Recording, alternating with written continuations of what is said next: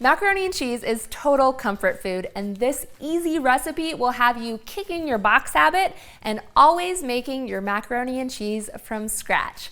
To start, get a large pot of boiling water going on the stove, and we're gonna shred some cheese. You wanna shred 8 ounces of sharp cheddar cheese, and I like to use sharp because it has way more flavor.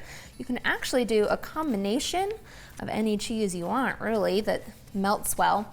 But cheddar is the classic option. So we'll shred the entire 8-ounce brick. You should end up with a nice big pile of cheese. We'll set that cheese aside for a second and head on over to the stove. I have my boiling water going in the back to cook my pasta, and over here I'm gonna make my sauce, and this is where we're gonna add all of the pasta in and cook everything up, so you wanna make sure it's nice and big. The water's not quite boiling yet, so I'm gonna start the sauce by melting half a cup of salted butter over medium-low heat. Over in this pot, we're gonna boil 1 pound of dried elbow noodles, which will take about 7 minutes. Now, there are recipes out there that have you cook the pasta directly in the sauce. However, I'm not a huge fan because then all of the starchiness ends up in the sauce, and it's just better to cook it separately. Back over to our sauce, we can add in half a cup of all-purpose flour, and then we're gonna add in our spices. So you'll need 1.5 teaspoons of ground mustard,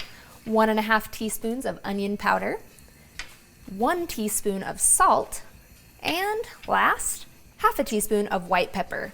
Then we're gonna whisk this into the butter. This mixture is called a roux, and you wanna increase the temperature to medium-high and cook this for 1 to 2 minutes. Then we're gonna pour in 3 cups of milk, and I like to use 2% for this. Then we're gonna bring this to a simmer. You don't want this milk mixture to boil, you just want the bubbles to start to form for a simmer, and then you're gonna turn off the heat and then add in all of our shredded cheddar cheese and stir it in until it's nice and melty. Now at this point, our pasta should be just about done, so we're gonna take this and then drain this in the sink.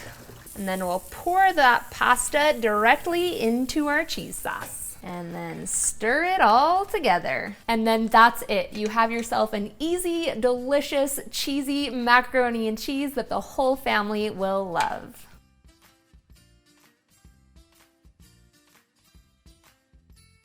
Thanks for watching. You can find the full written recipe in the video description. Be sure to subscribe, like, and follow, and check out the rest of my videos where you can find hundreds of restaurant quality recipes you can easily make at home. Time to dig in.